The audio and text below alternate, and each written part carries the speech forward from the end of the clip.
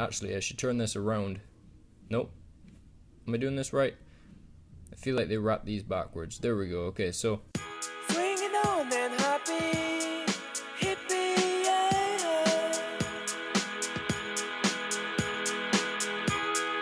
Hippie, yeah. what's up YouTube? Welcome back to Whacked Out eSig. Today we're looking at the Smoant Charon Tank. It's another tank with a strange name. I don't really know how to pronounce it. I'm calling it the Charon. You can call it whatever you want to. It's made by the company called Smoant, who created the Knight V1 kit that I just reviewed. If you want to check that out, click on it right here. The tank that came with that kit is compatible with the sub-tank OCC coils. This tank is compatible with the TFV4 coils, and the pre-built coil that it actually comes with is basically a TFV4 coil. I don't really like those coils. I find they're too big, too expensive, too power hungry. I much prefer the rebuildable coil that this comes with, which has a velocity style deck. Most people are aware of what that's like now. They enjoy using it, and for good reason. A lot more vapor than I'm used to, but the flavor is really impressive with this one.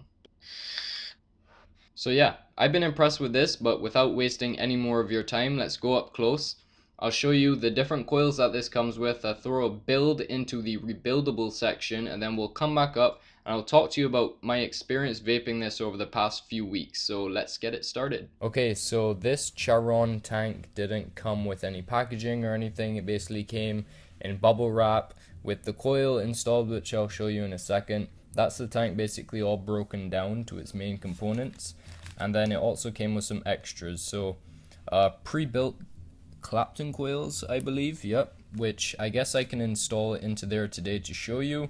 And then extra O-rings, black screws, which I think they're painted, so it might look kind of strange if they start stripping or something, I'm not sure. And then Japanese cotton, which seems to be bleached or something. It's definitely a lot brighter than a lot whiter at least than other ones I've seen. Here is the pre-built coil that it came with, and this is a monster of a coil. So I'll show you what a Freemax Star Pro coil looks like. That's kind of like a regular sub-ohm coil tank basically, and you can see the difference, and obviously in there's two of them next to each other. So this is a pretty beefy coil. I really don't like these huge coils, not only because they're a bit excessive when it comes to vapor production in my opinion, and also they're power hungry, but also because the way that these are designed, the only way to fit them into the tank is by blocking off the ability to take out the coil and keep the tank full of liquid, if that makes sense. I'll show you it in a bit, but you can see this coil is a SC, which I guess Smoant Charon. Stainless steel 316L 0.25 ohms, rated from 40 watts to 80 watts, and in temp control, because it is stainless steel, 420 degrees Fahrenheit to 500 degrees Fahrenheit. So yeah, this is actually burnt out. It's past its limit basically, and you can see how much airflow they allow to go into there. So I won't be vaping this today because it's burnt out, but yeah, I thought I would show you. It's pretty interesting. So this is what I will be vaping on today. This is the Smoant Charon RBA section. So it says SC velocity RBA because it has a velocity style deck. These coils are pretty janky right now. I'm going to take them out and throw in those Clapton coils, and we'll see how it goes. Okay, now we have a better view of the deck. Decently sized holes in there. Not 100% sure what size they are, probably 2, maybe 2.5, around there. Decent airflow there. You can see made for dual coil. There's no single coil option on this basically, and then massive channels to fit your cotton into. This is a really easy deck to build on, and I've noticed that it's not too small, in my opinion anyway. The build I had in before was a dual 24 gauge, I think like 8 wraps around a 2.5 millimeter bit. So yeah, it's you can see the airflow that it lets in as well, pretty extreme. We'll see if it's, yeah, maybe slightly smaller than that coil, but damn is all I have to say. Yep. I can see here this is actually either a gold or a brass contact in there, and here it's stainless steel, I guess. But yeah, that's the two coils that I got with this. Okay, so to install the coil, it's very simple. This goes right into there, and I'll just show you what it looks like all put together. So let me screw in these screws. This just screws onto here, if I can line it up properly. Threads are not the best, that is for sure, but they're not bad. I mean, once you get them lined up, not bad at all.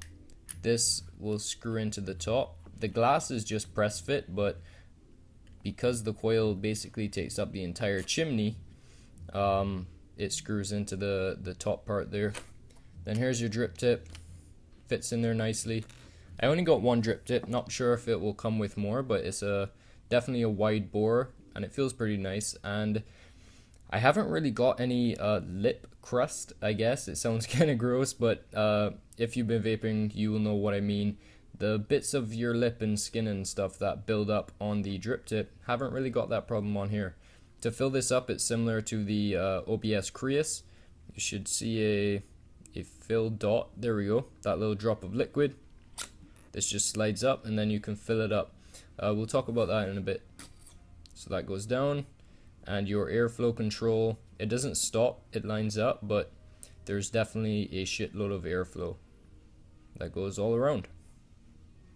Okay, so these coils are 2.5 millimeters in diameter. Just measured it. They're, as far as I know, just regular Canthal Clapton. They're slightly spaced. They seem relatively clean, considering they're Claptons, and they can get a bit dirty when you build them. Okay, so whenever I like to build with these velocity style decks with 2 posts on either side, 4 holes, because one lead of the coil goes over and one lead goes under, I will do it accordingly. So the left one over, the right one under. And that way it kind of stays centered by itself. So we want it inside as much as possible so that it's not touching the chimney kind of cover, basically. So there should be alright. Let me just, I find it easier to do it like this. So we'll push that in and screw in the leads. And we'll play around with it after and make sure they're looking okay. Just kind of holding my finger on it so it doesn't move around too much. And then I can bend that back into place. Pull it down slightly. I want it kind of in the middle. I don't want it too close to that airflow hole, and I don't want it too far away, especially if it might touch the cap in here. So that should be okay. The one thing I really don't want to do is these wires touching the post, because then it will short out and it won't vape, and I have to rebuild and rip out the coils and everything. So that should be okay right now. I'll take my wire cutters, holding them when I do this so that they don't go flying. That's 1. That is 2. And it's gonna stick out slightly. Can't really hold that, but now it's somewhere in the depth of this room, so whatever. That's 1 coil down, and this is what we want. We want both of the coils at the same height, and they are very, very close to the deck. So I'm just gonna play around with these and make sure they're not touching the deck, because I really don't want to have to be making Claptons today. Alright, that's slightly better. Let's put it on a mod and see how it fires up. Okay, so I put it on my little E-square. Goes up to 40 watts. I'm not sure if it'll fire this as well as I'd like to, but seems to be doing okay. And I don't think it'll kill the battery, because 2 batteries in parallel seems okay. And this is firing pretty evenly. I'll brush these a bit and see what I can do, but you can see there was a bit of oil on there, and it's definitely turning it blue, which I don't like to see, but I'll probably rip these coils out depending on how well they do after I vape on them and talk about the vape. Okay, so I want this lead to be heating up as well. Use these ceramic tweezers, give them a slight squeeze. Now, if you're squeezing this with ceramic tweezers, you're able to fire the mod, glow the coils, and squeeze at the same time. If you're using metal of any sort, do not do that because it will just melt the coil. Okay, so these end coils aren't really reacting, but they're end leads, sorry. But they are kind of knocked together with the whole thing, and they are clapped in, so we'll see how this goes. I'll wick this up and we'll vape it. Alright, so I cut a couple strands of the cotton that came with the tank. So this is a pure review of what comes with the tank. Not gonna do any of the coil building myself or use my own cotton. This is strictly if you buy the tank, you don't have any other materials, you want to know what it's like, that's what you're gonna get. So since the channels are very big, I want the cotton just basically touching inside there. You don't want to pack it in, but how I do that is I line it up there, get it to about there, then use something like your scissors, press it into it so you know kind of where to cut. It's not a perfect system, but it's better than nothing. And then I like to cut like that diagonally so that I can put the cotton inside, but it'll keep its shape basically. So I can kind of eye it there. Try and keep this on camera. And that's not even. We want the cotton to be as even as possible.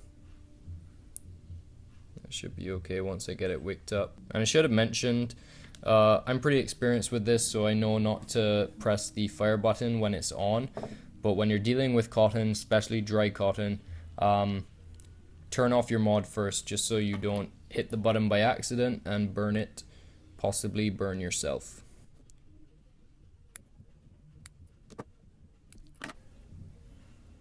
Alright, so I'm gonna wick this up real quick, and to do that I'm using this the Vape Shakes New Line by 12 Monkeys. This is a milky mango flavor, and I haven't really vaped this much, so I figured I'd give it a try in here. I just want to wet up these wicks so that I can fit them nicely inside of the channels. And this mango flavor, I can smell it just dripping it like this. It is a very strong, sweet mango, cream, milky flavor. Okay, so now you can use pretty much anything, but I like to use something small and pointy like the Allen key that it comes with, and just line it up as best as possible into those channels. Personally, I've been getting okay performance, basically just putting the cotton right into the channel, not stuffed in there or anything, just kind of sitting there. Some people's experience may vary. You may like less cotton, you may like more. Try it out and see what works for you. And separate these bits of cotton. The one thing you want to look out for is what I'm not doing, which is keeping these bits of cotton separate, because when cotton gets into the threads, it makes it very difficult to screw the top on. Alright, and I probably could have used less cotton, but I'm not going to be vaping this at too high of a temperature, I don't think, so it should be fine. I'll try and fit this right onto there, screw it in. I'll let you guys know if I get dry hits on this or not, but we'll see what this fires at. What resistance, where is the focus? 0.27. Okay, cool. So now we can fit the rest of the glass on. That will screw right in. And okay, so I'll show you how to fill this thing. This pops up like that. Make sure the airflow is closed just in case. And this is not the best system to fill at all. So if it's standing up completely, definitely not easy to fill. Even on its side, it's not the best system, but it's not that bad. So with a dropper top, you can do it, but you need to keep it on the side. This one actually fits directly in there. It's not bad at all. If you put the dropper to the middle of that hole, it's just gonna flood over because no air can escape. And it seems to be doing okay now. Sorry if you can hear music in the next room. And this does hold a lot of juice. It is a very big tank though, so it's kind of expected. That should be enough for now.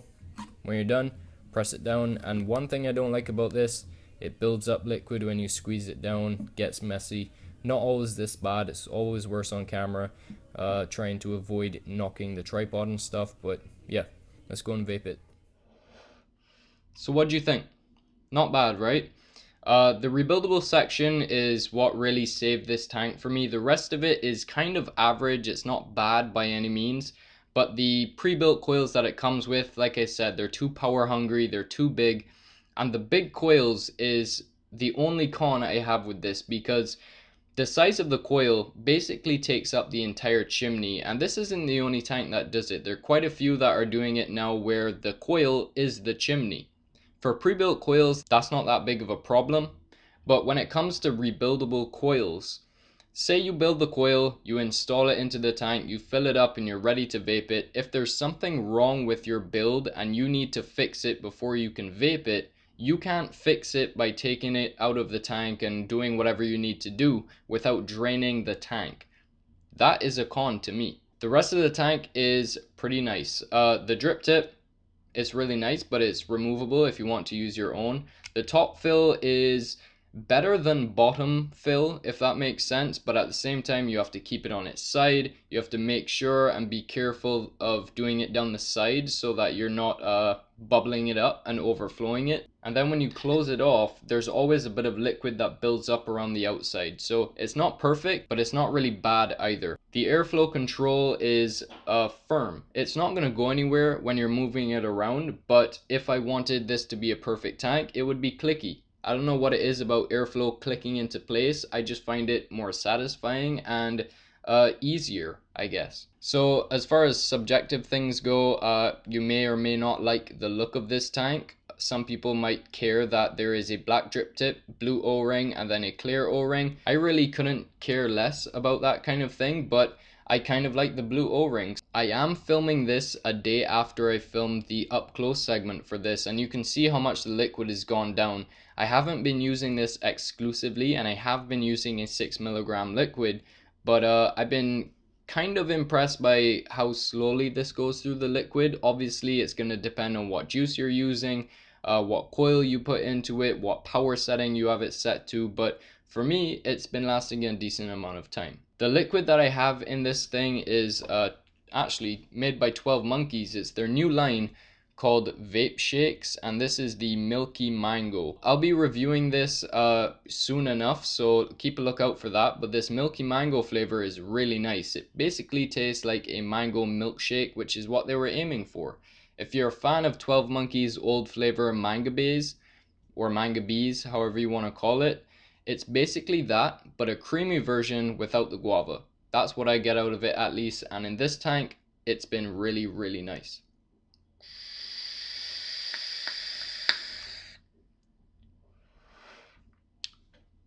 So that's about it for the Smoant Charon Tank. If you have any questions about this, feel free to leave a comment below. Don't forget to like the video, share the video, and subscribe to the channel for more.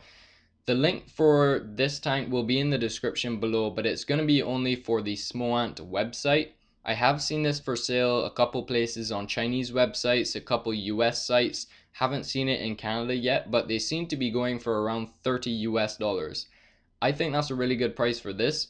Personally, I don't think I would buy this again if I lost it or whatever, just because it's a bit too power hungry for me. I generally don't go over 40 watts, but if that's how you like to vape, 30 bucks seems like a really good deal to me. So that's about it. Thank you so much for watching. I'll see you again soon. And my battery's dead. The worst possible time, or the best possible time depending on how you look at it. Either way, I'm gone.